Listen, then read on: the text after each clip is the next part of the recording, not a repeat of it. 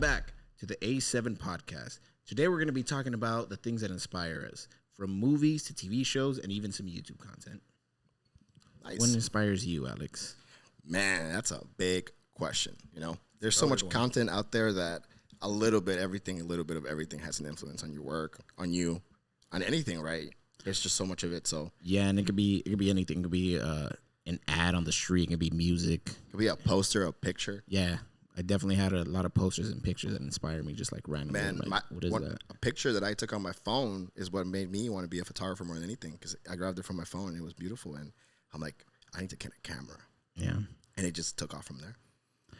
What's it called? It's crazy because it didn't seem like at one point that phone cameras were going to be something to make art with, and eventually they just got so good that there's whole photographers that are just based off of iPhone photography. Yeah, man. There's literally a whole realm of not just photos, but now look, all the content you absorb is from phones, technically. Like social media, all that stuff is phone footage. Except those ads, right? Yeah, exactly. We have literally created a new different aspect ratio just to... Yes. The upside down HD is what I call it. It's just a flip 1080p. But hey, you know what? That's the content we got to make now. You got to add that with the times, right? Yeah. But it's good. It's good. So what do you want to talk about? What do you want to start off this with? Let's start off with movies. Movies are a little easy to get into. Yeah. What do you want to talk about movies? What movies inspire you? Man, there's a lot of movies out there, but it's tough because I get biased with movies. Like why? Because I grew up with some movies, and then you just love them because of that reason. Mm-hmm. Like, for example, one of my favorite movies ever is Armageddon. But everybody shits in Armageddon. Armageddon's a fun movie. It's a great movie. I liked it because of two reasons. I was really into space when I was young. I still am, to be honest with you. I love space. But that movie, like, space, man, you could be an astronaut, and anybody could be an astronaut and save the world. That's what it gave me, right? Mm-hmm. And then, obviously, Bruce Willis. I was fascinated with Bruce Willis, from Armageddon to The Fifth Element to what else, man? That fool wasn't Die Hard. That fool did so many good movies. And because of him, I watched the movie and then just fell in love with it, man. Love that movie. Yeah, Armageddon is a scary fucking movie. Yeah. When I was a kid, I was fucking hella scared of it because I was like, what can you do other than blow the motherfucker up, And they tell you, no, you can't blow that shit up. They're like, what are we going to do? No, I agree, but I liked space. And I knew it was one of those like Space Cowboys movies, that you're going to send a cowboy to save the world. So They had a couple of those. There was one called Space Cowboys. Yeah, exactly. So they made a song about it too. Yeah. I mean, space race. You got to remember, in the early 90s, we just got out of the space race and going to the moon and all that stuff. And that still trickles down to cinema.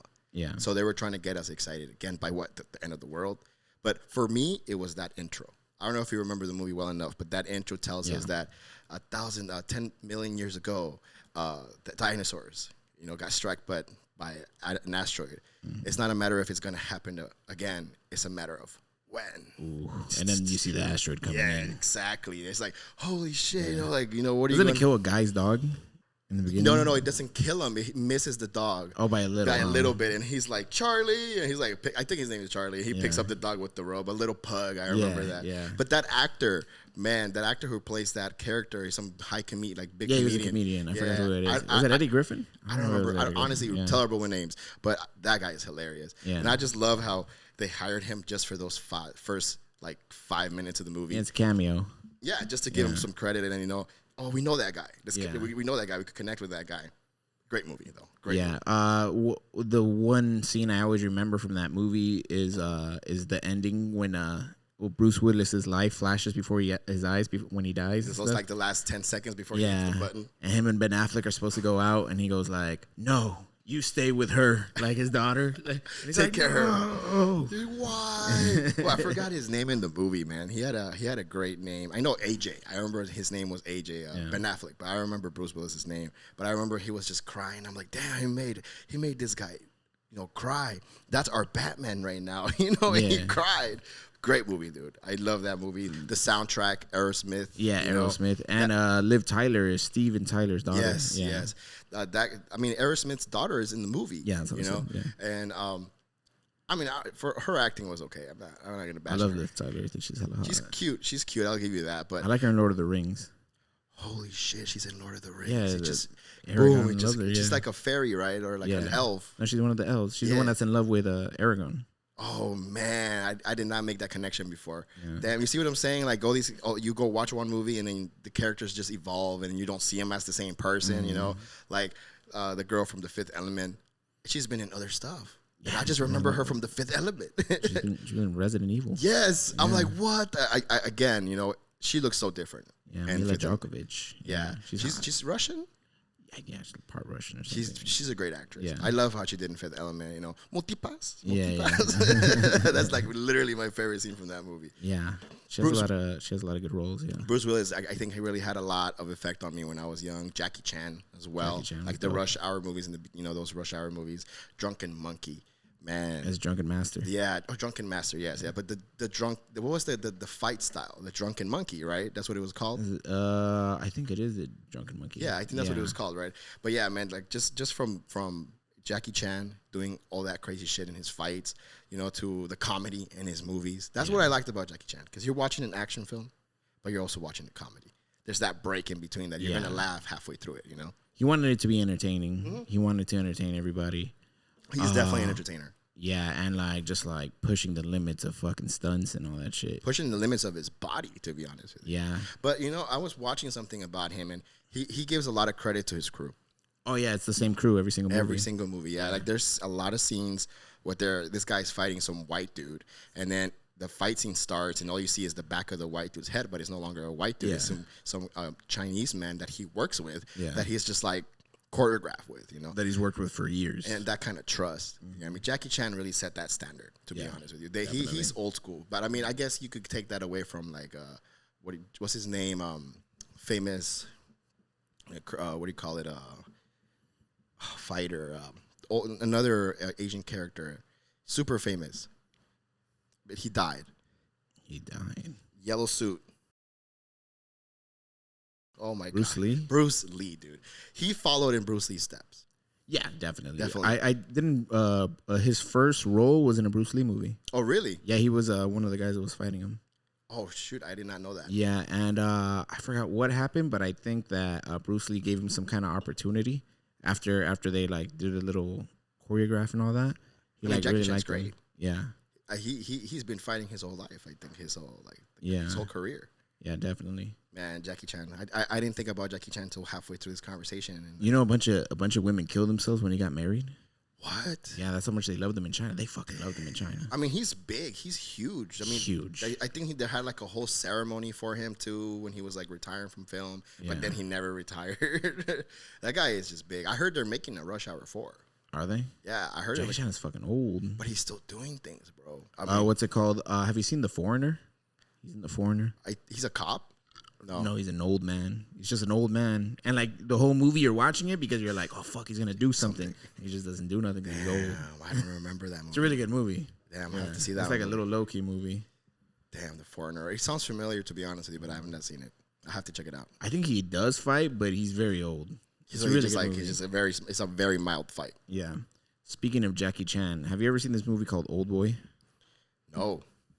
What's it called? It's a Korean movie by Park Chan-wook, and it has an actor who's fucking super amazing. I don't know how to pronounce his name, but he kind of looks like a fake Jackie Chan. But Old Boy is just a fucking amazing movie. It's about a guy who's a drunk, and he gets kidnapped, and he's kept in a room for 15 years, and then he's released, and he has to figure out why they locked him up. And what's it called? It's so trippy and it's so mind fucking, but the acting in it's amazing. What's it called? I don't like to watch it dubbed. I think it's blasphemy to watch it dubbed. Yeah, it's like Parasite. You have to watch it. No, you have to watch it dubbed. Subbed. Oh yeah. I'm sorry. Subbed. Yeah. Yeah, you got to watch it sub. You want to keep the part of the director's vision in there because the deliveries are different. Definitely the deliveries. Yeah. What's it called? I don't think somebody in a studio can really bring out especially an Old Boy. It gets crazy. I don't want to spoil it, but it's a fucking amazing movie. Damn. See, those mindfuck movies that get me, man. You told me about Midsommar, and that movie haunted me for days. That's borderline, it makes you question your morals. Mm-hmm. It makes you think about your morals, and you're like, what is possible and what is out there? You know, we're so used to this society. Like just talking to specific Midsommar, we're used to this society that when we see something so different, it just blows your mind. Mm-hmm. And I haven't seen Oldboy, but it sounds like one of those. So the crazy thing is that both of those movies, and I think all the movies that I really wanted to discuss today are really about the perspective of the character and how like you watching something through the perspective of a character can allow you to go on essentially a bad trip. The cat's on the speaker. Oh, nice, Stella. You want to be part of the podcast? It's all right. It's not gonna fall. It's okay. We'll be all right. Okay. Like, featuring my cat, Stella. Yeah, you can see her, Mike. It's nice. Yeah. What's it called? So in Oldboy, you're essentially through the perspective of the character. So you're with this guy who's a drunk, and you go with him essentially when he begins to get tortured, and then it's about the first half of the movie, or the first quarter of the movie is about him overcoming his imprisonment and him like finding the power to get through it. And it's crazy because the first few years he's like complaining, he's going crazy. You get me? He's depressed because I think they kill his family. All this crazy shit, yeah. And so it takes him, I think, like 8 years to finally be like, you know what? When I get free, I'm gonna fuck these fools up. So he starts working out and he starts, just devising plans and shit. And then he starts digging a hole. He finds like a way to start digging a hole. And literally, he's 3 days away from digging the hole. And he's like, even if I fall to my death, like I still got out. You get me? And as soon as he's gonna get out, they release him. Oh, so wait, I'm gonna just take a shot in the dark here. Is it maybe he's not in prison and it was literally just a kind of an experiment to try to see how much he'll push him to get out? No. You gotta watch this movie. Would think that's why this movie's so great, because it makes you think something like that, and then as it keeps on going, you're like, oh shit. It's intentionally making you think that. Then it's throwing you a lot of curveballs. Curveballs, exactly. Yeah. And so anyway, the whole movie you're on his side, but kind of like a little spoiler alert. Like in the end of it, he's not necessarily the bad guy, but you can see that he wasn't the hero that we're watching. You get me? In the beginning, like it feels like we're watching like a hero. Like he's like like overcoming all this, and then you realize like no, he's kind of a piece of shit. So he was supposed to be there. That's fucked up. But that's a lot of good movies that are like that. They make you connect with the villain or like the protagonist. They make you want to believe in him, but then they pull you right out of the carpet. They put the carpet under you and just make you fall and be like, oh shit, I fell for this. Exactly. Like Midsommar, it definitely gets you to sympathize with Florence Pugh's character. Yeah. So what's it called? This whole time you're like kind of suffering with her, and the guy looks like an asshole. And then like when she finds kind of like that family comfort in the cult, like you're kind of like almost like happy for her. But then like when you step back and think about it, you're like, wait a minute, no, this is all fucked up. This is all fucked up. Yeah. Like the thing that got to me is that she's drugged the whole time. That's true. So do you have compassion because she feels happiness, or because they're making you see someone who became like at peace with themselves in a way, but the situation they're in is not necessarily the best situation. But in her vision or her view, she has come in peace with her demons in a sense. Yeah, what's it called? Well, the whole point is to put you in the mindset of essentially how to get it sucked into a cult. So cult people will do that a lot. Like, so the thing about shrooms is that even though it can kind of like inspire you, it's very easy to rewire your brain. So like nowadays they're using it for therapy. You get me? They rewire your brain to kind of try to be healthy. But what's it called? If it gets in the wrong hands, they can rewire it to, just believe anything. Yeah, exactly. That's crazy. Now that movie really fucked with me, dude. That director pushed the limits to a lot of things, and they did a great job. Yeah. They really sold the cult aspect of it, even down to like the food. You get me? Like everything was so meticulously done and like precise that I'm like, whoa, they did a really good job to sell it. Yeah. And they sold it so well that it really fucked with my head for a couple of days. What's it called? So Ari Aster, who directed the movie, like, he did Hereditary before that. And it's also, if you really think about it, it's within the same theme. It's a cult. Yeah. It's another cult movie. But kind of almost in a different perspective about it. It's in a different view, and it's more religious in that sense. Yeah, what's it called? In Hereditary, it's more an outside, and the cult is isolation. Like it's imposing on them. You get me? So it's like a threat. Yeah. But in Midsommar, you're like one with it, and essentially you're just fusing with it. Yeah, you're just becoming part of the cult with her. Exactly. And then you see everything that's happening, and you're like, oh shit, you gotta accept this. And she does, in a sense. You get me? Which is the trip. You get me? Crazy movie.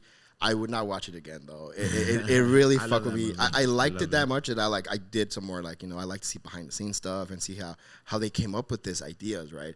And I saw a lot of it, but the actual movie itself is such a mind fuck that I don't really want to watch it again. But of course I remember it. That's the point. Like I remember it so well that I'm okay.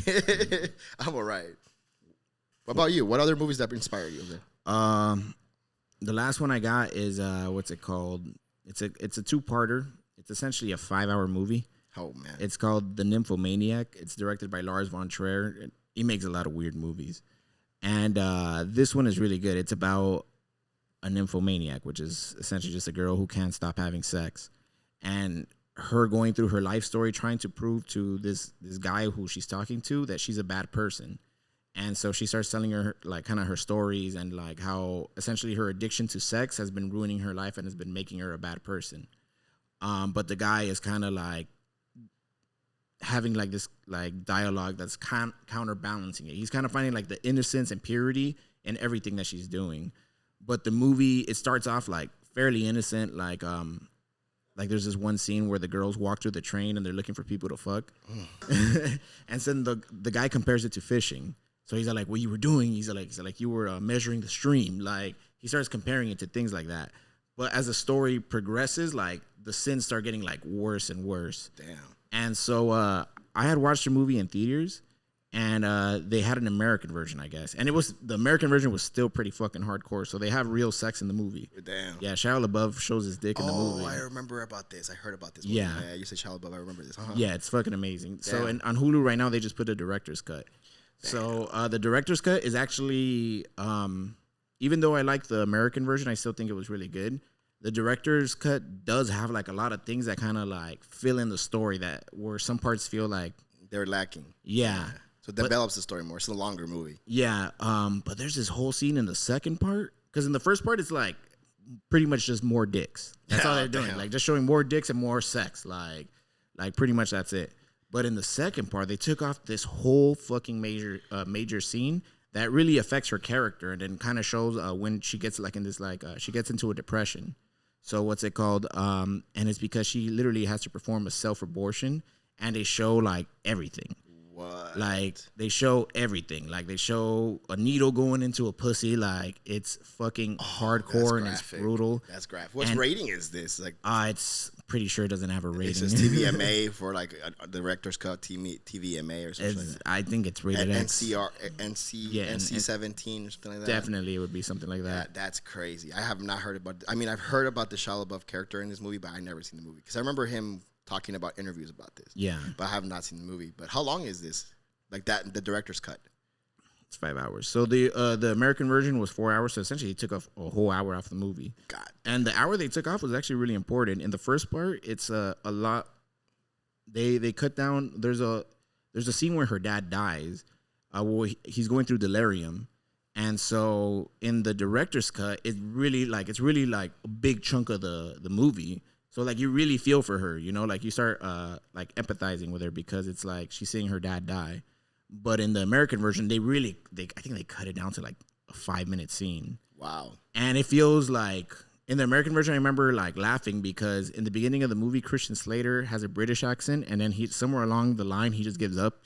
and just like has an American accent. Oh wow. And so in the American version, like when he dies, it looks kind of stupid. Like, cause you're like, why did he like lose his British accent? And like that was a horrible acting like of him dying. But in the director's cut, you really see this kind of like whole emotional scene. And it really adds to it. It develops the story more. Yeah. That's funny. You're talking about a really bad death scene. The first thing you said that is when the bad girl from The Dark Knight Rises dies. I don't know if you remember this. The bad girl dies? The bad girl. I don't remember her character. She was supposed bad girl. You know, Bane had some other chick she was protecting. Oh yeah, that's the second part. I mean the third part. The Dark Knight Rises. Okay. No. Yeah. The Dark Knight is the second. Yeah, the Dark Knight Rises is the third. Yeah. So the Dark Knight Rises, Bane is protecting this girl, right? Yeah. And I don't remember if you know how she died. Didn't he stab her? Didn't somebody stab her? Yeah, I don't remember her name. Really bad with actors' names. But she's not like in a lot of movies. She's a really good actress. I just forgot who she is. But her death scene was terrible in that movie, dude. Yeah. Like she gets killed in the car, and then she before she dies, she delivers a line, and then she just shakes and then just It's like, what did you shave? It was a terrible death scene, dude. Like, I'm gonna see if I could put it on screen when we edit this, but man, it was bad. It was just bad. Like, if you think that scene is bad, I think this wins. Yeah. And we'll have to compare. There's a couple of bad death scenes out there. Yeah, there is. I mean, Game of Thrones had a couple. That's why they always just cut their heads off, so you don't get to see the death. Better. Yes, it's funny because I'm over here with my movies that I had in mind, and you went really deep with yours. Like my movies now seem kind of dumb. Like yours had like psychological thoughts and stuff like that. I was gonna talk about Top Gun next. Yeah, I really enjoyed that movie. I really enjoyed that movie. And obviously Top Gun Maverick. Of course, the old one is great too, but the sequel, it's like one of those movies that you didn't know yet you needed. Like if you watch the first movie, that's like a story. It didn't need a sequel. There was nothing to talk about. But the second movie, they found a way to do it. And it made sense. Even though with a lot of these characters from the old movie not being around anymore, they passed away or something happened to them. And they still find a way to make the movie make sense. But for me, the movie that why I really, really like this movie is this guy really pushed the limits of making films. In what way? Well, when you think about making movies, like especially nowadays, there's a lot of VFX. Like a lot of VFX. This guy did not do that. He made this actors. I mean, Tom Cruise had a lot to do with this movie. But Tom Cruise, he's a adrenaline junkie. Yeah. He'll do whatever he wants. He'll use every single movie to learn a new skill. You get me? Somehow, some way. And this guy influenced the actors to get on fighter jets. And actually, real fighter jets? Real fighter jets. Oh, wow. Pull 5Gs, 4Gs in these fighter jets to get the real experience. And what they had to do... You have to be fucking hella qualified to do that, though? Well, you're not flying it. You're a passenger. Oh, okay. Yeah, I was about to say, Jesus, can't people die? Of course. I mean, of course, these things had, still some reasoning, right? Mm-hmm. Like, they're not really flying a plane. There's a few scenes where Tom Cruise actually flies a plane, but it's literally his own plane that he literally owns in real life, and he brought it to the movie to, here's a prop, and let's fly a movie, let's fly it, Tom Cruise, some Tom Cruise shit, right? Mm-hmm. But in this movie, he got every actor in there to really get on a plane and really experience these forces and these, G's and shit, and got it on camera. But the crazy thing for me is that they set up 3 rigs. So you're talking about mini Alexas or a red camera. I think they were reds they set up. They set up 3 of them in the cockpits. You get me?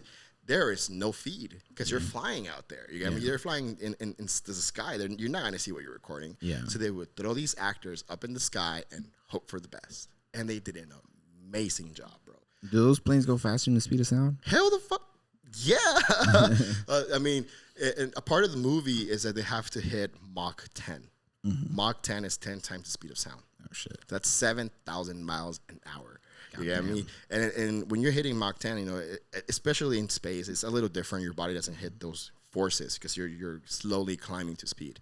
But one of the things that they have to do is, do it fly low and then jump up high with the plane. When you're doing something like that, you're hitting some crazy forces. You're hitting 9 Gs. You got to breathe hella hard, no? Well, you have to keep yourself from passing out, essentially, because there's breathing techniques. I can't tell you what they are because I don't know. I know there's breathing techniques they have to learn and stuff like that. They did not hit 9 Gs, obviously. They were never going to put them in that situation. But for sure, they hit at least 4 or 5. Mm. And in the video, in the movie, you see these faces of anguish that they have to deal with, and they're acting at the same time. Mm-hmm. Dude, great movie. My favorite part of the whole movie, it was all shot in IMAX. So you experience like that. What I liked about the movie is that I felt like I was in there. Mm-hmm. IMAX is what, 75 millimeter? I think it's 75 millimeters. So tall, very tall, and it's like you got a lot of extra space. And dude, I really felt like I was in there. Mm-hmm. It felt like I was in that fighter jet, and I was like, oh shit, I'm shitting bricks with these people, but they're trained. So, they're supposed to know what they're doing, and they're taking this, but I was scared for them. Damn, dude. I honestly enjoyed this movie. I recommend it to anybody who wants to go see it. Watch it. It's an experience. It's not just a movie. It's an experience. Mm-hmm. There are certain movies that are definitely just an experience, more you're in for a wild ride than like an actual, like actual plot or anything like that. Definitely Mad Max is one of those, where you're just literally on a wild ride for a long time. Gravity, I felt, was also one of those movies where you're just like in a situation, you know, and what's it called? It's not really no plot in Gravity. It's kind of just a long metaphor. But that's the thing about Gravity they did great is that even though it was CGI movie, they sold it.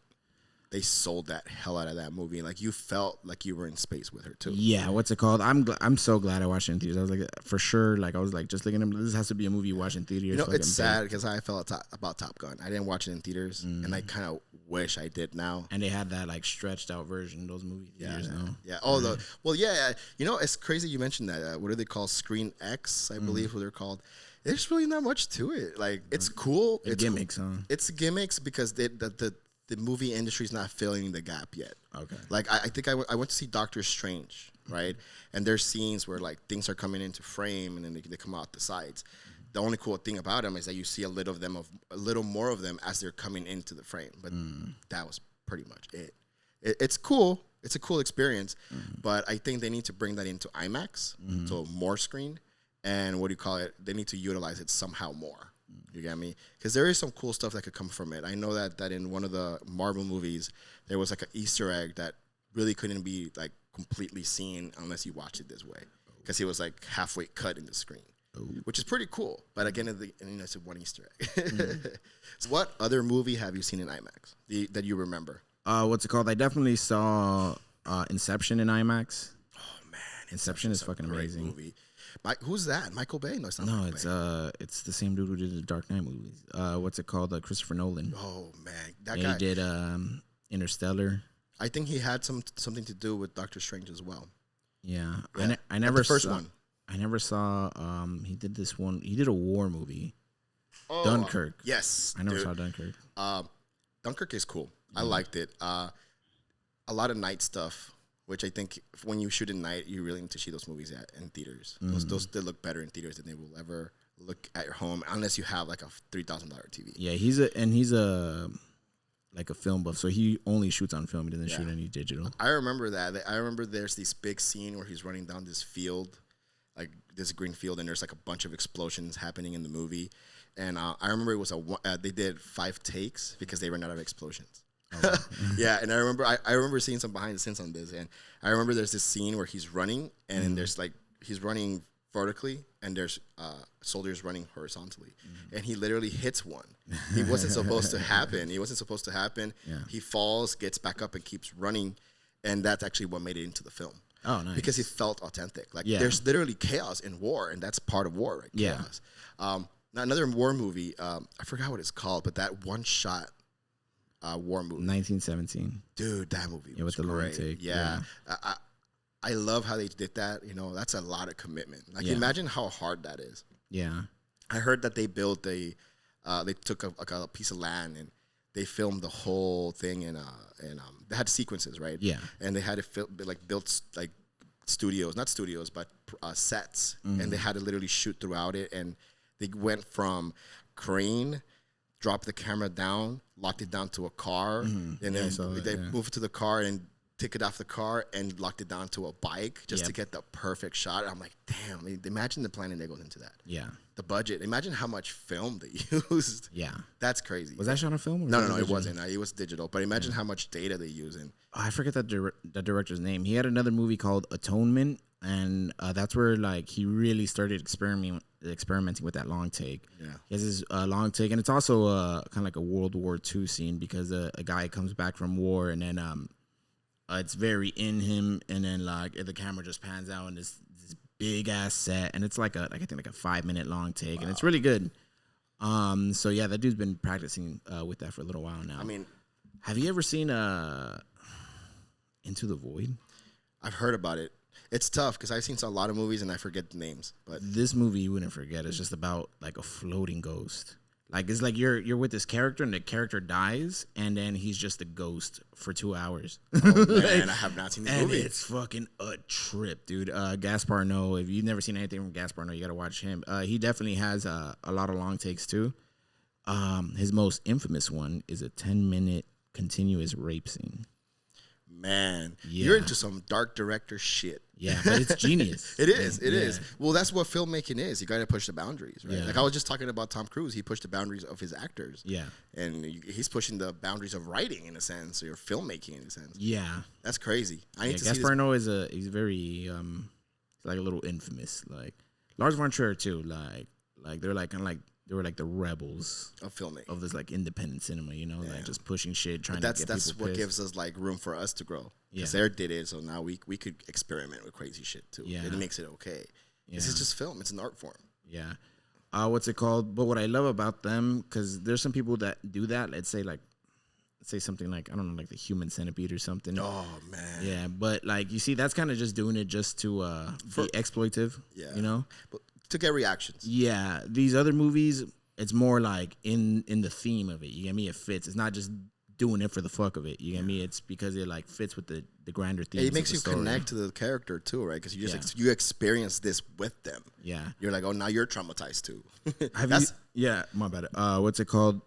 There's a great new show on Hulu right now called The Bear. Have you seen it? My friend's been telling me about it too. With the guy from Shameless, right? Yeah, I heard about it. He's like a cook or something. Yeah, dude. Episode 8 is a whole episode, one long take. It's fucking amazing. It's one of the best things like I have seen on TV in a long fucking time. It's really a whole episode, like 40 minutes. That's tough because the best thing I've seen on TV is it's Game of Thrones Battle of Bastards. I think that's one of the best things I've seen on TV. Yeah.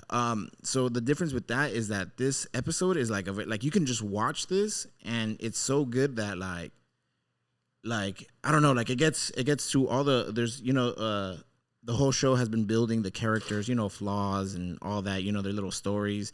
But this episode manages to, like you can watch it and you understand exactly what's going on. It's directed very beautifully. And like, even though it's like 40 minutes, it's really only taking place in one kitchen. So it's kind of crazy. Damn. But I heard that there was a movie that had done that. And it was about a guy in a kitchen too. I forgot the name of that movie, but it has this one dude who plays Al Capone in Boardwalk Empire. I forget his name. But supposedly it was based off of that. But either way, like, watch it. It's really good. I mean, I've heard my friend, I've had a couple of friends push me to it. I got to give it a try. Yeah. I got stuck in another show on Hulu. What's his name? This Fool. Oh, yeah, I just started watching that too. Yeah, it's pretty funny. It's pretty funny. Like, I think it's really bad. But I like, it's one of those shows. It's a stereotype show. It's like a very comforting show. Yes. Like to me, like I look at him like that's hella cheesy, but I just keep on watching it. I'm gonna watch the next episode. You can either know somebody or you have friends that were in that situation or talk like that, and it's just like, oh damn, it just reminds me of my friend. Yeah, it's funny, dude. It's an okay show. It's not a great show. Yeah, but it keeps. I think some references are too deep. Like you get me? Like there's some things that only really like gang, like like if you grew up with gangs and shit, like references that only like a few people are gonna understand. You get me? Yeah. And so that's why I feel it lacks, but it has something. So what's it called? I'm hoping like in the future that they do good because it's like I hope they make mainly a second Latino. Season. Yeah, I hope they make a second season, but I don't know. I haven't said anything. So one of my favorite lines from the show so far. I had a couple of them, but one of them was the girl's always like, you're always helping other people. He's like, why? And he goes like, well, maybe it's easier to help. It's easier to help with other people's problems than to solve my own. Like, and I was like, yeah, that's true. It's true. You know, like everybody's really good at giving advice, but not taking their own. Yeah. It's part of it. I guess it's a human thing. You seek comfort, and then you seek it to the people that tell you what either you want to hear or what you should hear, and it's just comforting in a sense. And that show does that. The show definitely does that. For me, it was the toilet paper show. The episode just about toilet paper. I don't know if you remember that. I don't know if I got into that. Yeah, just watch it. It's hilarious. It's just hilarious. You'll see it. It's one of those things that if you grew up with this, you'll just connect with it, and you're like, that's hilarious. Good show, dude. Yeah. Well, not since we're talking about shows. Let's transition into let's transition to some shows. Yeah. Exactly. Let's talk about maybe a show that you watch either now or in your childhood that you think had an impact on you. It's kind of hard. Let's see. Definitely a show that I liked when I was younger that influenced me. Definitely The Simpsons. I don't know. Like The Simpsons. The crazy thing about The Simpsons is that as my love for cinema grew, what's it called? I noticed a lot of the references in the show. You get me? They had in their early episodes, they had a lot of like movie references. I think to this day they do it sometimes. I haven't like really kept up with everything new. Now they're so big, they just have guest appearances, so they'll bring the person in to be part of the show. They've had so many shit. I mean, like fuck. You think about it, like that's the Simpsons longest TV show ever. No? Yeah, they have a quote. Simpsons did it. You know, they did it first. They did it all. Most new shows copy the Simpsons because but it's 30 years and they're still running. Because I mean, we've connected with them. Yeah, you know? It's not even good anymore. But they're like, not, just renew it for another season. Fuck it. It's one of those things that you can't let go of it. Yeah, it's like South Park. Yeah, but I feel South Park stays pretty relevant compared to the Simpsons because they keep making new episodes constantly. But not just that. I think a huge chunk of it is that Trey Parker and Matt Stone are still at the top of it. Yeah. So the Simpsons, they don't even like none of the original writers, none of the original like creators are in it anymore. Now it's just. I think the South Park biggest also thing is that they don't hold back. Yeah. They don't hold back, and even though it's almost gotten them in trouble and all that stuff, they don't care. They still don't hold back, and that's what keeps them out here because the topics nowadays are getting more critical, and they just don't look back. All right, we'll talk about this. Don't worry, we'll talk about this. Yeah. And that's what makes them relevant. But same thing with the Simpsons. They did that at their time. It's just that they're not doing as well now. Yeah. I guess for me, I was more into sitcoms, and I still am. Mm-hmm.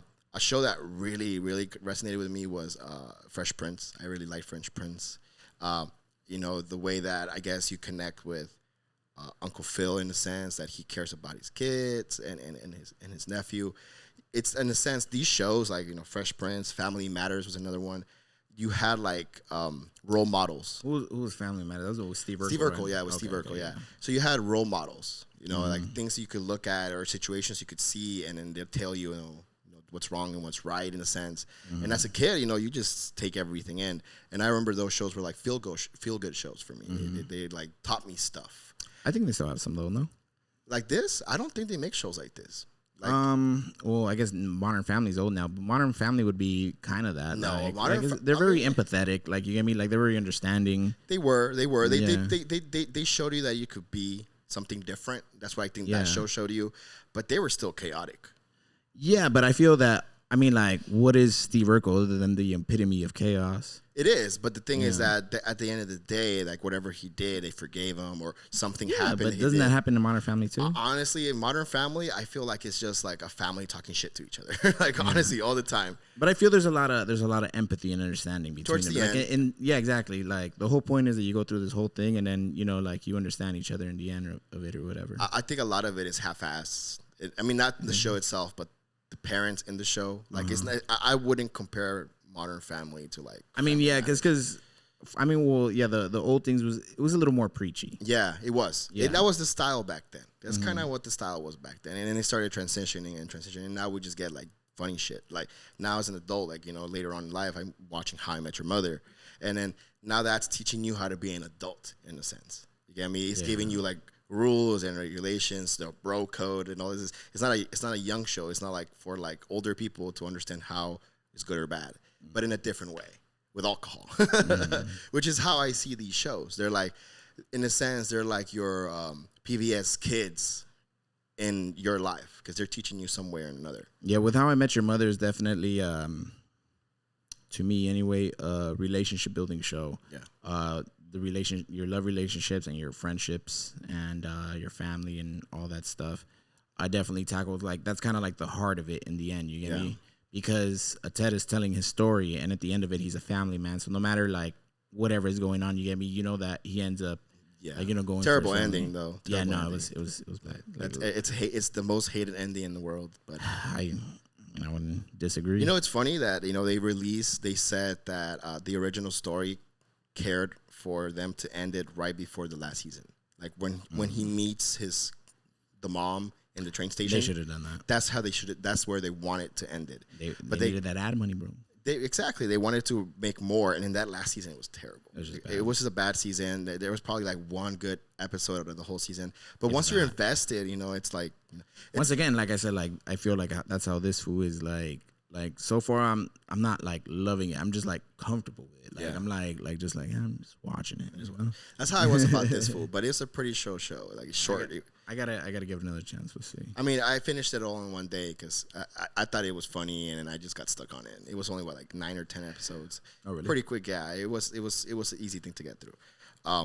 But I mean, like, yeah, those back in those days, I was more into sitcoms. Now I'm like, one of my favorite sitcoms is Big Bang Theory.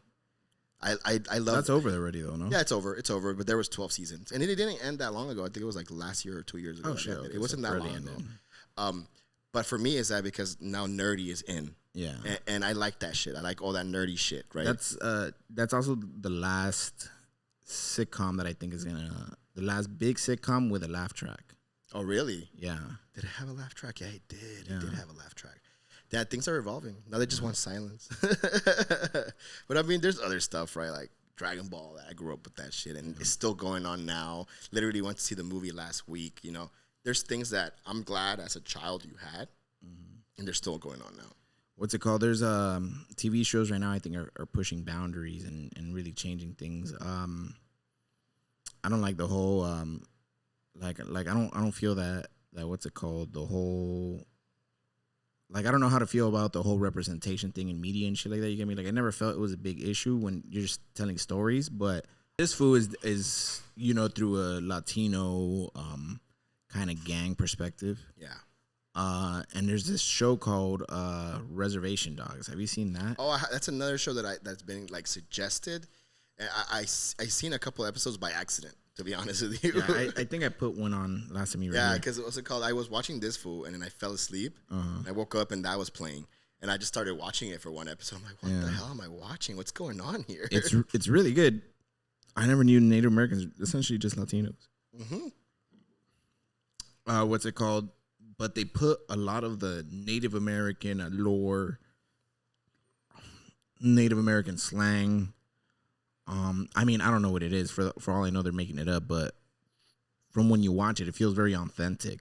Like the slang that they use. They say putos too? Really? Yeah. I didn't know that. Like, yeah, they say it in one episode. Like they're being chased by like another gang or whatever. And the girl says like, "Sup putos?" Like, I was like, "Oh shit! I didn't know they said that too." I didn't know that. I didn't know that either. Yeah. Have you ever had an Indian taco? No. What's that? Fucking delicious. Have you ever kicked it with Native Americans? I don't think I've ever met a true Native American. Most people that I meet are Native American. Like, oh, I'm a Native American or something. But I never met it with a true Native American. No. So one time, what's it called? I was in a photography group with the lady from Saved by the Bell. That's why I got into photography with the Hogas. Yeah. And what's it called? They took us on a trip to Oregon. Oh, God. Yeah. And in Oregon, there was a day we just kicked it with like legit Native Americans. It was fucking beautiful. So what's it called? We met the chief in the middle of the forest, and we're all in a circle. We're just talking. And you just hear like, shh, shh, shh, oh shit, shh, shh, shh. And then he like came and he told us a story about a guy named Edison who kept the fire going for like 5 years, something like that. And he fucking shed a Native American tear in front of us. And I was like, wow, this is beautiful. Yeah, I was like, this is one of the most beautiful things I've ever experienced. And then afterwards, we went to their family's house, and what's it called? They showed us kind of like a powwow. A little mini powwow. So it's when they play drums and they do dancing and stuff like that. So they did a little mini powwow and they did like their music, and they told us the significance of eagle feathers. I don't remember it anymore, but they had a beautiful fucking story about it. And the kid's name was Justice. Oh, wow. And I was like, yeah. That's authentic as hell. Yeah, and they were just like singing their songs, and I was like, wow. That's a field trip. That's a real field trip. We just got taken to the museum, and then I came from Fairfax. I remember going to the Museum of Tolerance one year, and it was like a couple of classes. I guess it was like the same teacher all 5 or 6 periods she had, and she took all of them. And then like one of the periods was just like terribly misbehaving. We got kicked out. Oh, I said school. We got kicked out. Like, you guys are no longer welcome here. Oh shit. Yeah, it was bad. And I remember I was having a really good time because I was like learning about all this shit, and it's like a really sad museum. I don't know if you've ever been to that museum, Museum of Tolerance. The one in Fairfax? No, it's not on Fairfax. It's on Robertson and Pico, I believe. So that's like what, Westwood? Close to Westwood, yeah. It's a museum about Jewish history. Yeah, the Holocaust. Yes, the Holocaust and all that stuff. And that's I mean, the way they do it, they really they help you connect with the stories. Because I don't know if you've ever been, but essentially when you get in there, you get there's a kiosk, and you press a kiosk, and it's a randomizer, and it gives you a character. And as you go through the tour, you find out what happened to the character. Yeah. By the halfway through the tour, half of the people are dead. Yeah. So then you find out what happens towards the end. Like, it's a really crazy museum. Like, I think everybody should go there because, well, I think one of the things that we're lacking the most is knowledge of history, and history tends to repeat itself, and I think the world's on track for repetition right now. And I think we need reminders. Yeah, kind of. It seems like it sometimes. It seems like we're back going to like terrible ways. I could see war coming soon. It's bad. It's bad. I don't see it right now that it's bad like that, but I can definitely envision a day where it literally all you need is an event like COVID, and it will easily get there. Like change from night to day, you could have a shift. Exactly. For me, it's just that we're literally looking like we're going into a recession. And yeah, but that happens. It happens, but when there's no money, there's always an excuse for war because war makes money. This is also true. So that's what gets crazy. And right now, there's a lot of conflict around, and I don't know. I just feel like we need to think about history all the time, and we don't do it. And the museum is a great one, and it's local. It's in LA. I think everybody should check it out. Yeah, what's it called? The thing about museums, like real museums and real even like art pieces, what's it called, are telling you a story through their layout. Yeah. You get me? Like it's supposed to.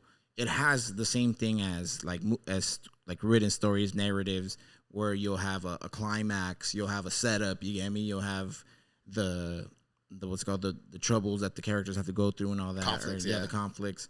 And like a good museum, it's just a good story is told in that perspective. You get me? And that's interesting that the museum does that. Yeah, that museum does a great job. I remember there's this one part in the museum where there's a glass case full of shoes. Yeah.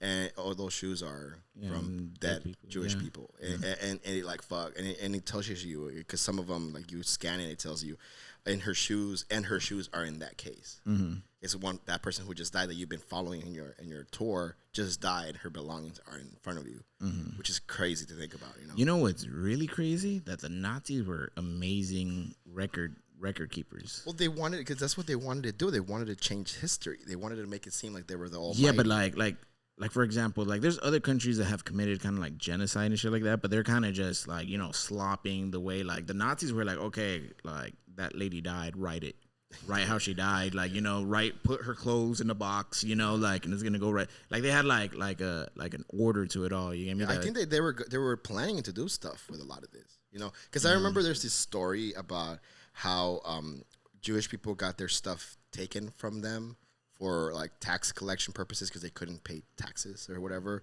and they would take their stuff and then 2 days later sell it to the non-Jewish people. What do you mean? Like they would like repossess their stuff and like tell them we'll give it back when. Oh yeah, you mean the Nazis when they took out they took all their shit, but they gave them tickets. They gave them like exactly, because the whole point is to not make it look like but that's anything's gonna happen. Crazy, like that's crazy that they were doing these things. I mean, obviously it came with war, but this was before like chaos created the whole war, right? Prior to that. Yeah, well, what's it called? What was I talking? I forgot. I was having a conversation with somebody, but I'm like, you can't. If the Nazis, what's it called, or if Hitler was to say like right off the bat, we're gonna commit a genocide, all you guys are gonna die, the Jewish people are gonna get together and they're gonna make an army and they're gonna rebel. You get me? The whole point is what do you call that? Bureaucracy. Yeah.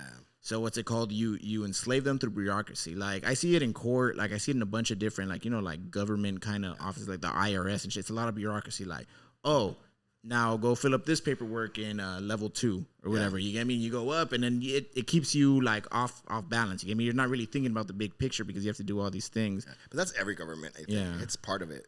All government wants to make you go through a hassle. Yeah, but the Nazis did that so these dudes could not rebel. You get me? And then they would tell them, oh yeah, you're gonna be set free. And then it would be like, oh, if you snitch on other people who are doing this, you're gonna get privileges and shit like that. They like. That's crazy, man. That's dark. That's the thing about that war, man. Like, we can't let shit like that happen again. Like, I have a really strong belief in humanity working as one, but we're nowhere close to that. I mean, I feel there's samples of good and bad in the huge scope of the whole world. It does seem like things are bad, but if you really also think about it, there's also things that are going pretty good. But like like we said, like from day to night, it can change. Yeah, Like I mean, tomorrow. there's so many ways you could look at it, right? Like war, or like what do you call it? For me, resources is another thing. Oh, yeah. We're running out of resources.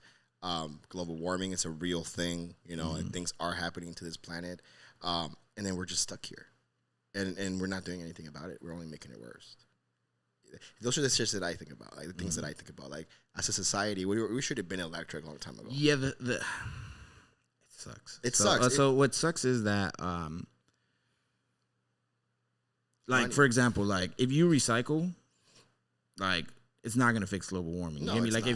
if you as one, I'm talking about as an individual. If you were to recycle like your whole life, it's not gonna do shit. But if we were to think about life as a community, like if we really thought about like, okay, when we do something, everybody's gonna do it. It would make a difference. It would. You know. But it's beyond that. I feel like it could never get like that because there's so much money involved. There's so much money involved in all these things, like oil, gas, cars. There's too many people with their own plans and shit. Yeah, and it's because we're a selfish species. Like we think about our lifetime. All our plans are 50, 60 years old, 100 years old, but they don't get further than that. We don't think like in the next 1,000 years we need to do this. We don't think that way. Yeah, we don't think. We don't think that way, and that's the problem with humanity. Like there's different levels of intelligence, right? And I feel like that we was looking at this whole science thing, a project, or I guess it was a test they were doing, and to show intelligence on an animal, they tested it by how long it would prepare itself. Like for example, a squirrel is an intelligent animal because it hunts and it searches for food before the winter and stores it because it's thinking about its future. A cat, a dog don't do that.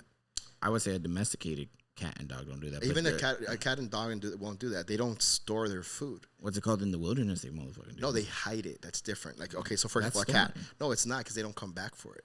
Like for example, a cat. Let's say a wild cat and like say Which wild cat? Let's say a mountain lion, right? But does a mountain lion live in the winter? Well, let's just talk about this mountain lion, right? It hunts its prey. Let's say it's a deer. It'll eat its food, and then it'll bury the rest. And he's not burying it for him to eat it later. It's so someone else cannot track him, because that blood and his saliva is on that deer. So now someone else could come, eat the food, and smell him, and now he's prey. I see what you're saying. So cats don't store. They don't do that. You know what I mean? Dogs don't store. They don't do I'll that. say that there are some. Because what is it? A bear? Is a bear a dog? No, a bear's not a dog. it's a Well, bear. a bear fucking hides its shit to come No, eat it, later. it doesn't. It hibernates. It doesn't. No, eat. but it will also hide a carcass. Like it'll bury a carcass to eat it later. Okay, I need to look into that. I don't know. I'm not 100% sure. But for example, I know cats and dogs. Those are good examples, right? But a squirrel does that. A beaver does that. And, a dolphin does that. You get me? There's different animals with different intelligence, and that's what separates us from them. We have that. We have fridges. We have stuff like that, right? But again, we're not smart enough to think further than that. We're just thinking about a very still short-term perspective. Because at the end of the day, our planet is going to be alive after us, right? Yeah, but the planet will heal itself. How do you know? How do you know, Like, well, we don't know, and that's exactly the problem. But how does it heal itself? bro? The Earth will take out fucking everybody, bro. Exactly. Yeah, That's exactly like, my dude, point. like all we need is a fucking the tectonic plates to fucking move and giant waves to come, and it will destroy society, and green will grow again, bro. That's like, exactly my point. Like, instead of we're forcing the planet to do shit instead of taking care of the planet with us. You got me? And that's where it gets tricky. Like, you know, society should be working as one. And it comes to a lot of governmental and political shit because everybody's so divided. And it's crazy. I feel like there's only one thing that could bring us together. NFTs. And no, that's already telling us apart, dude. An alien threat or an asteroid. Armageddon Part 2. Maybe an asteroid, an alien threat. I already know like 6 people who are gonna join the fucking aliens. I mean, I don't think so. If they get taken by the aliens are just gonna do fucked up shit to them. No, they're gonna go with the aliens. Have you seen American Horror Story, the last season? I've never seen the show. The last season is the show can get funky, but it always has some interesting things. So the last season is split into so the whole show is our anthology season. So that means that for the most part, no season is related to the next. They're different stories about different things. So in the last season that they just put out right now, they split it in half. So the first half of the episodes are about this whole other thing, and then the second half is about like aliens. Oh damn! And it goes to like the Roosevelt crash, and then how Eisenhower made a deal with the aliens, Oh, and then damn. like, and it's pretty fucking trippy, dude. I Like, mean, I can believe that. Look, like there's too many UFO shit going on. I mean, and the government's already declassified stuff too, so they know that there's UFOs. But UFO only means unidentified. We don't know what it is. It doesn't they say call it UPA. Yeah, they did it to confuse us. Yeah. That's all they did it for. But I agree. There has to be some kind of governmental treaty with these people or beings, whatever they might be, because there's theories that they're like aliens. There's theories that they're humans from the future. It could be anything. We don't understand physics or science enough to understand what's really going on. But for me, is that if they were a real threat, they would have done something already. You get me? They were already destroyed us or taken over our planet. We're just missiles and lasers or nuclear bombs ain't shit to them. You get me? They could move out the fucking way or take them with them. Whatever it is, right? They could already been taking us out. And also, it's impossible for this universe to not have anybody else. It's too massive, and just mathematically, it's impossible for us to be alone. There has to be something else out there. It could even be bacteria. It could even be unintelligent animals in another planet. But there has to be something else. Now, if an asteroid comes this way and we're all going to die, I could see how easily we put all our bullshit to the side and try to stop that asteroid. But also, Did you watch the movie Don't Look Up? that's what I was going to say. That's exactly what I was going to say. But I could also see us being dumbasses and trying to mine the shit out of that fucking asteroid. But we'll be dumbasses that way. The shit is that...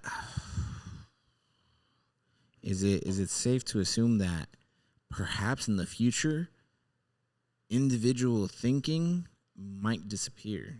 As in, what's it called? You're going to be influenced. I mean, we still are, but it's to a higher degree now. As in,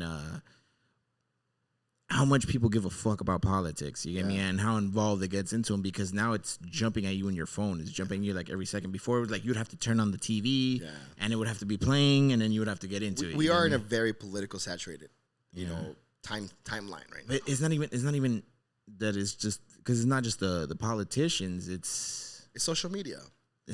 Social media. It's your phone in general. You get me? It's this thing of like constantly being connected to everything else. Yeah, but that's part of like addiction, though. That's like these phones are meant to be addictive. Like that's why they use, when you scroll up, there's no end. There's no page 2. There's no page 3. There's no end to it. They want to keep you in the interface. They want to keep you watching stuff, right? So they make it money. Yeah, exactly. They make it endless, and that addictive characteristic is it's being kind of embedded into us unconsciously. Yeah, we have it. Like we live with it now. Just before texting was pushing the number 1 3 times or 2 3 times to get a letter, making it easier and easier. Yeah, they make it easier and easier, so you're more dependable on it. And again, this is the device that I think we use the most. Like, if a phone is like $3,000 in the future, it's still worth every penny, because if you think about how much you use it, it's your best investment. And they make it that way. It's very, very driven by advertisements, dude. It's crazy. It's like science, like what do you call it? Psychological thinking and how they made these motherfuckers now. Yeah. And we eat that shit up. That's why we're making these content for y'all. So I like Breaking Bad. Breaking Bad is cool. Breaking Bad is great, dude. Some blue. Back to the TV shows. Blue crystal and shit. That guy really, that's a scientist right there. He really revolutionized the drug industry. What's it called? The whole narrative, how it was pushed and everything, really just changed how TV, like, like how you can present TV, how you can get experimental, how you can get even like almost avant-garde at sometimes, like you really push the boundaries of storytelling, even for like a movie. You get me? I mean, that's like Game of Thrones. Game of Thrones is the same thing. Yeah. Game of Thrones pushed a lot of things, including budget. Yeah, including budget. They went to like $5 million per episode. Yeah. And that's like a whole movie right there. How much money does HBO have? I mean, how much money are we giving them, bro? Remember, HBO is a subscription-based channel. Yeah, but like, okay, like think about the time that they were making Game of Thrones. That was way before HBO Max. And you know how their ratings were? They were great. They were So, great. but they don't have commercials. So who's paying for it? The subscription. You in order to have HBO, you need to pay to have the channel. So how many people had HBO? A lot. That's the problem. And back then there was HBO Go before there was HBO Now. But HBO Go was still way after Game of Thrones. No, way it was after. during. It was during. The last season was HBO Go was there because I had it. That's how I know. Okay, that makes sense. I had it. I mean, that makes sense. But they still had a pretty fucking big budget for it, Yeah, regardless. Like the whole show is pretty fucking big budget. It's the whole show's big budget, and I wonder how. I mean, I'm sure there was investments. A lot of investments, but that show pulled ratings, dude. And remember, that was not a show that you watch and stream. You had to tune in when it came out. And back in the days, in your little square box. And now, like, they even had parties, like watching parties at bars. Yeah, they still have that stuff, right? And doing that. Yeah. It's culty. You know what I mean? It's very culty in how those shows are. Like, everybody wants to talk about it. And it honestly, it's a modern novela. A modern soft opera. It's a franchise. The show, I mean, I feel like it ran like a soft opera because it's so dramatic. Yeah, of course, this is a story, but it's a franchise. Yeah, you know what I mean? Like, and honestly, they did a good job because there was really good VFX. There was some shitty stuff like the coffee cup they got in trouble for. I don't know if you ever heard about this. I mean, like, okay, a coffee cup coming in the background. Did it really take you out of the story? Like, come on, like, get over it. They fixed it. Like, they literally, like, so the week it came out, they gave him shit for it. Social media did his thing. And the following week when they released a new episode, that episode got fixed. Mm-hmm. So they, like, took it out. But how does that happen? $5 million? Come on. Well, you got to think about the complexity of something like games. There's a set production manager looking at this but, shit. like, how complex is that show? And then how many shots are in it? How many cuts are in it? You get me? How much footage? Yeah. How many hours did an editor spend looking at this motherfucker? $5 million. Like, the pressure from the company to be like, all right, bro, finish it. Like, we gotta that's true because they had to. They had to, like, finish it before, like, airing every episode after every week. So I get that timeline, right? I think they finished. They didn't. They didn't. They didn't finish editing the whole thing before they started shooting. Oh, editing. Okay, I was about to say shooting. Filming. Yes, yeah, filming for sure. I'm pretty sure they have to. They have to. It's a lot of it was VFX because towards that last season, it was a lot of VFX. There was a lot of components on it, but the show was great. The ending was, debatable because some people hate the endings. I understood the ending, like why it had to happen. And it was great. Like, I really liked the show. They hit everything. That's one of those shows that I think change shows what they are now and what's possible to do with shows now. Well, it's definitely inspired a couple of things because they have the prequel now, and then they have the Lord of the Rings show, and definitely something like Lord of the Rings couldn't be made in movie without Game of Thrones. Exactly, they did a show with that. So, like, that's not Amazon. I think it is. It's Amazon. And I hear it's really good, but I haven't seen it. I haven't seen it either, but I am watching the new season of Blood and Fire. I think it's called the new Game of Thrones prequel. But dude, it's tough to watch that show because they went back and they just expect you to know the heritage of everybody. Like, this new character you're looking at is a prequel, so it's the aunt. No, it's the daughter of the aunt of the grandma of this person in the show that you just saw. So there's this, like, family tree that now you got to go look up and see until understand what you're doing. But they're running it really slow. Like, this this show is they're trying to literally tell you every detail about every person. I think have you ever read the Silmarillion? What's that? As the story before essentially the beginning of Middle Earth for Lord of the Rings. So it's like I think 1,000 years before Lord of the Rings happened. I have not seen this. And it's just pure world building. What's it called? It's very important for a show, especially if a show expects to kind of do I think some of the things that Game of Thrones is going to do. Yeah. You have to make the world building. Boardwalk Empire started, for me, in my opinion, really slow too. I don't know if you ever saw that. Boardwalk Empire. I remember Empire, but not Boardwalk Empire. Boardwalk Empire is a show produced by Martin Scorsese, and it was about Prohibition. And it has Steve Buscemi as this badass mobster, and it has a bunch of great actors in it. And it's a fucking dope ass show if you like mafia shows. And it's a Martin Scorsese thing. I know what you're talking about. It's in old time. They still ride horses and carriages. No. They're riding like old cars, but it's in the 1920s. Okay, I'm thinking about a different movie, a different show. But I think I know which show you're talking about. Yeah. There's because they have to set up like Al Capone. They have to set up all the mafia families and the little shit. So like the first like 5 episodes are hella slow.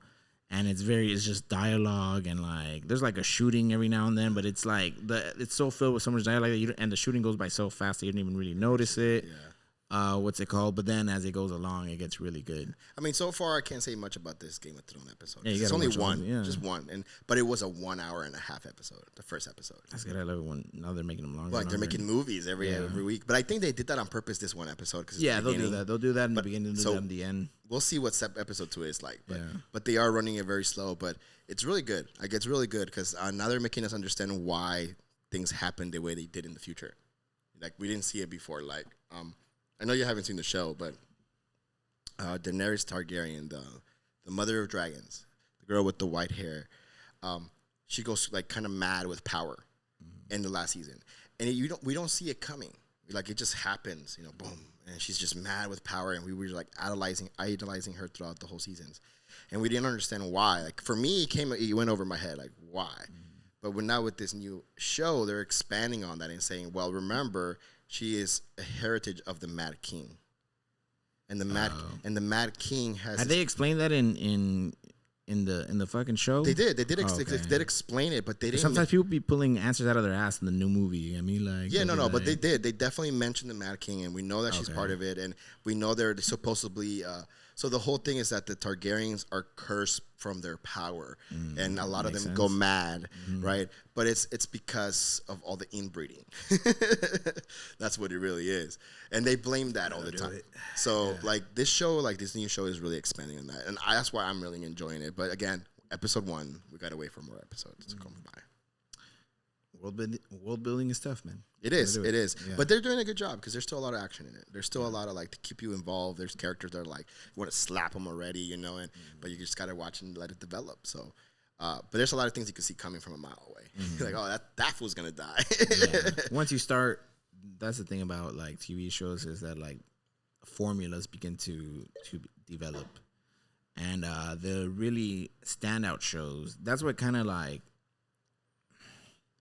What kind of goes wrong with me with Marvel movies sometimes is that they try to follow the formula of the other ones. You get me? Instead of just trying to create something original. But you also haven't seen all of them.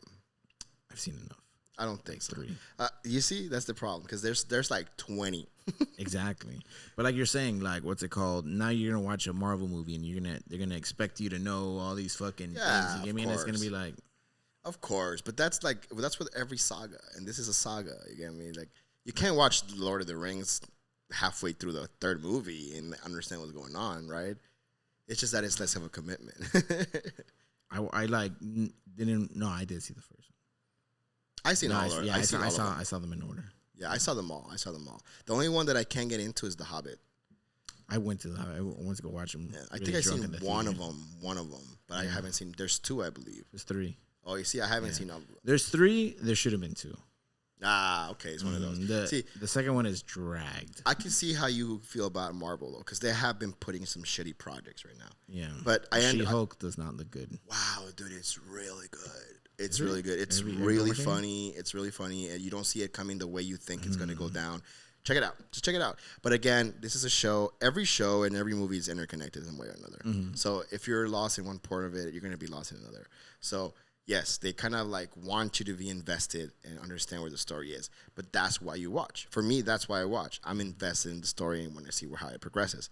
Also, everything right now, we're going through a transition from, the first saga to the second, the Thanos saga. Now we're going and developing a new big threat. So everybody's doing their own thing, growing.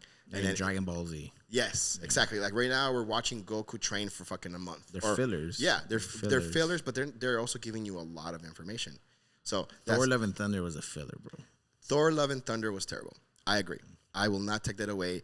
The reason they made that movie is to make Thor skinny again. That's why they made filler. Yeah, they just made him skinny again, and that's really what it is. I thought he became skinny in the Avengers. No, he didn't. He was in the last Avengers. He was fat, and he went to the past to get Mjolnir. That fool can travel in time. You haven't seen the later movies. I haven't seen it yet. Okay, so in the Marvel movies, Thanos wins. He wipes everybody for 5 years, and then after 5 years, we find out that Ant-Man was stuck in the quantum realm. so he didn't get hit. I remember that. So because of that, the rat saved their lives because the rat fell on the controllers and took him out of the machine. So he came back and he like figured out a way to tell them, hey, we maybe use a quantum realm to travel back in time. And then Tony Stark came and figured it all out, and they went back in time. So it's really interesting how they did it. Like it's a lot of shit. Like it really is. But that whole travel back in time is why we have Loki, the show Loki. There's a lot of connections. This is why I'm saying that you really got to invest the whole thing on it. Because if you don't, you'll be lost. And that's why I can't get out of it. I'm stuck. They smart. I'll say that. They're smart. Yeah, they're smart. Yeah, they make you want more. Mm-hmm. And then it's working. I wonder how long this is going to last. It seems like it's fading out. I don't think so. I don't think so because these movies are still getting a lot. I mean, there's a whole Disney. The thing is that franchises so far have been lasting forever. Like you get me, like fucking there's still a whole thing of Yu-Gi-Oh. You get me? My homegirl was a judge in Dragon Ball Z cards. Ball Z playing cards, and I was like, "Is that big?" And she's like, "It's huge." And I'm like, and I was like, she's like, "It's Magic, Yu-Gi-Oh, Dragon Ball Z." And I was like, really? Dungeons and Dragons is another huge thing too. Yeah, but that's we're talking about cards. Pokemon too. Dungeons and Dragons is like it's that's role playing. That's RPG. RPG role playing game. Yeah. What's it called? Pokemon is still huge. You know. Yeah. You said Yu-Gi-Oh already. That's still big. I seen some like cafes that are just for that, which is pretty great. But everybody's in their own little world, right? We're over here in our little film world, and they're in their little card world. So. Yeah, I agree. Franchise lasts forever, and I just hope. Star Wars is still going on. Yeah, the first they've been franchise. Fucking up Star Wars for a while. But you got to think about that. They're the first franchise. They were. Top Gun stole the story of New Hope. Well, what's it called? The story of New Hope is just the story of Jesus. No, New Hope. No. Which is the new? New Hope. Which is New Hope? No, Empire Strikes Back. No, which is the last one of the originals? The third. It was like episode 5. It's the one where Darth Vader dies. I just don't know the name of it. When Luke Skywalker hits the rocket in the little hole, that's pretty much Top Gun. It's funny because I was watching this for like the third time I watched this movie, and I'm like, that's fucking Star Wars, isn't it? It's pretty much a ripoff of a little bit of. It's not a ripoff; it's an influence. It's an influence. There you go. Yeah. But it was a little too much in the nail, you know. That's called a tribute. Because there's this one part where like his laser is not working. And he has to shoot the rockets blind, so he has to use the Force in a sense, and hits it. You know, I just thought it hit him too much in the nail. But but again, it is influence. It's still a great movie. So But we should definitely transition to some YouTube stuff. Yeah, we got a little sidetracked with aliens and government and stuff. But let's go back to YouTube. We haven't gotten to YouTube at all yet. We haven't gotten into YouTube at all. So go ahead. What do you think about YouTube? What drags you there? Well, the interesting thing leading this discussion to YouTube is that it is essentially the new form of, I would say, long media. So what's it called? We absorb short form media on our phone, which is also something new. Maybe we can have a whole episode about that. Yeah. But what's it called? YouTube now, especially if you want to make money on YouTube, you got to have at least 10 minutes or something. So it's essentially becoming a new form of TV. Like, you know, it's like shorter than TV, but it like lives somewhere in the middle, you know? The cool thing about YouTube is that there are things that are tutorials. There are things that are more like regular TV shows. It just exists with it's a different kind of thing. It's a different kind of media. It's like that. And the thing is that you can't really call it one thing. Yeah. Because what I like to call YouTube is called a rabbit hole. Yeah. Because there's thousands of them and you could fall through them. You could fall through any hole at any moment. You click on one video, you get stuck on that topic, and then you have an endless row of videos that you could watch. Yeah, one time I got stuck on just this dude that talks about nature and animal facts. And I mean, look at those guys that built like pools and houses out of mud and stuff. That's a big thing. Is that a YouTube thing? You never seen these guys? I've seen them, but I always catch them on the Facebook repost gotcha. shit. No, so it originates from YouTube. Huge in YouTube, bro. Like these fools have millions of views. Like there's this specific guy that I want to talk about, Philip DeFranco. Okay. I don't know if you ever heard of him, but I've been watching him probably since like maybe high school. This is like my way of getting a little digest of news because that's what he does. He does news. I seen this guy go from doing videos in his room now to having his own company and having his own production crew and doing a whole bunch of shit, right?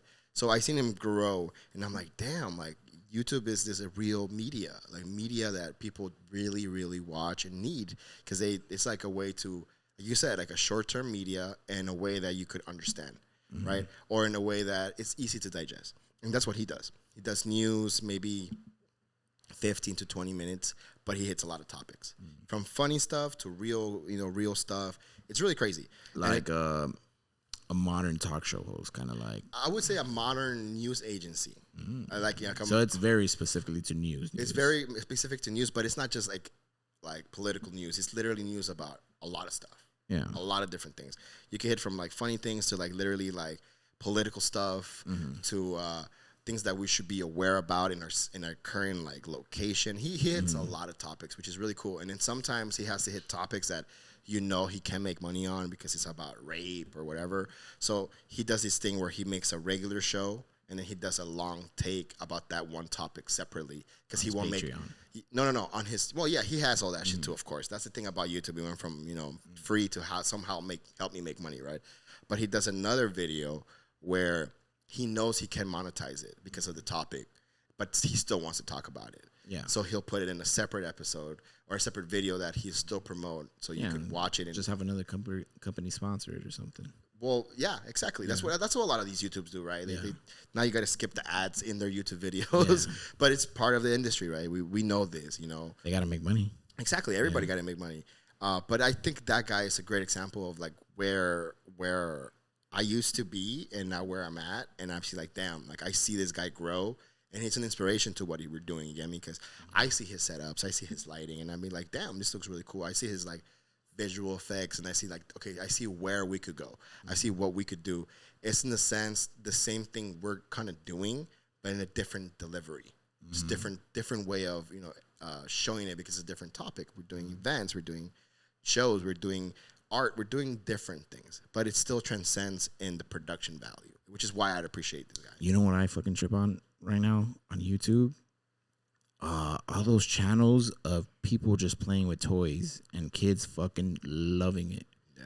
Like, they love that shit. They're like, put that shit on, and they see it, and to them, they're watching like a TV novela, and it's literally a grown man playing with like dinosaurs and shit. I think that the biggest YouTube guy is a kid.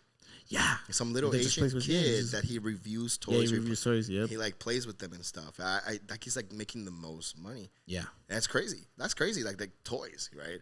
But again, rabbit holes. Like, you could hit a rabbit hole very easy. Like, I started getting into like multi-dimensional science and how string theory works in 11 dimensions. And I'm like, what the fuck is 11 dimensions? And you go down this rabbit hole where it explains all the dimensions. Very interesting. Yeah. And you can't get that on TV. You get me? Yeah, you TV, I guess you're limited to binge watching a show or something. But even then, but you can, but what's it called? It's definitely different. It's a different playground. Yeah, it's very broad. On like YouTube. you like, they don't expand on small subjects, and this is what YouTube is. You want to learn about a specific thing, YouTube it. You get me? But it's crazy because that's not what it was made for. You. I mean, like, it's evolved into a bunch of different things, which is amazing. It is. Yeah. All the little, like, it gets very educational. It can be very educational, but it can also be very poetic. There's a channel called In-Depth Cinema. Let me make sure I'm not fucking this up. No. What's it called? The people are the cinematography. Yes, it's cinematography. Yeah, the cinematography. Something like that. I might be fucking that up. Point is, what they do is they review.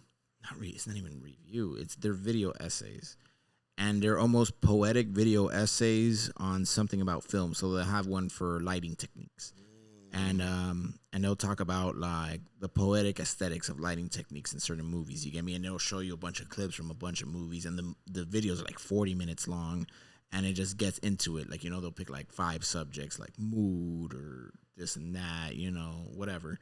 And they just get really into it, but the way they deliver it is very like almost poetic. Yeah. But it's also kind of educational. And then the other dudes are In-Depth Cinema, and they talk more about this dude explains it more in a technical matter. So they have a series where they talk about a director and their favorite gear. So they'll talk about like the movies in Tarantino, and they'll be like, Tarantino likes to use these kind of cameras with these kind of lenses to do this, to emphasize this about that and that, and just like a full deep like analysis of it, you know? It's fucking crazy. Yeah. I have a lot. I used to follow like this guy Peter McCannon. I'm pretty sure you heard of him. He got me really, really into photography because he just went crazy doing stuff. Like he does tutorial stuff too. Yeah, tutorials. Big on YouTube. Like the product photography stuff is really hard. I just like that. No, YouTube is your own resource to find out knowledge, to find that new thing you want to learn about, and it's becoming a big tool. Like you were talking about people who are setting up stuff. Corridor Crew, that's another guy. Corridor Crew. They literally talk about 3D and VFX. And then it's funny because what they do is they have contests in the office. So they'll be like, all right, we're gonna make teams and we're gonna have contests on who can make this. Like what do you call it? We're going to make a video about something that makes you feel good, like essentially like, what do you call it? Like almost like ASMR, but for like video, like a loop that makes you feel like something. And then they spend the whole week working on it. Nice. And I'm like, and they walk you through what the steps, not necessarily down to the T, but they tell you what are the challenges, what are the issues, and so forth, and why is it hard.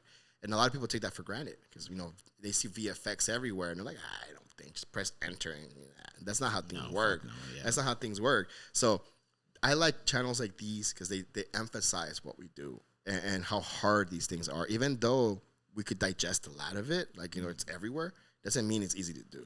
No, yeah. What's it called? I mean, I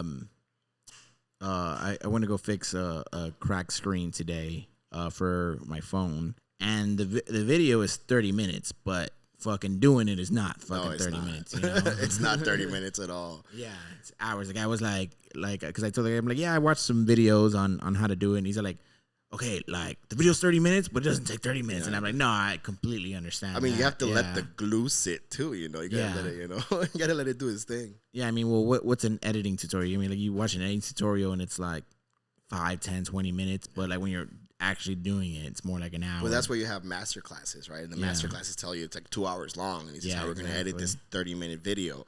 Yeah, I mean, but that's in depth. But that's also another thing that YouTube is misleading because some people, like, there's a thing about YouTube that could get really rough. People just put out content. Yeah, it doesn't make it right.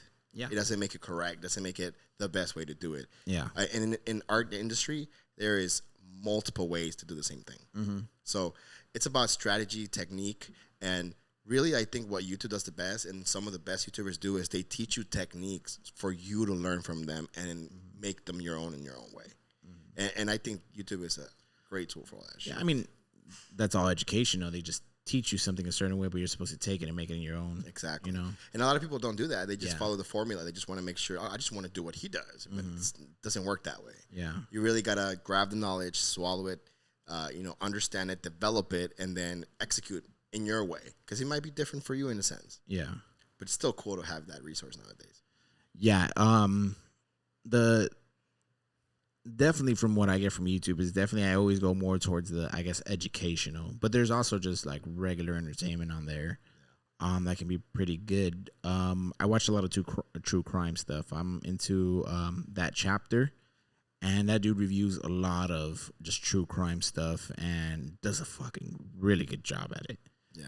And all these crazy little cases and stuff like that. And I'm literally watching it like a TV show. And he's made it to a format where it's 25 minutes. So essentially it's a, you know. It's like an episode of a show. Yeah, what was the cold case files? They had like a regular TV show that was always like true crime. I forgot 48 or something like that? Forensic Files. Oh, okay, Forensic Files, yeah. So it's like, to me, a better version of it with his own little humor and stuff like that too. Yeah.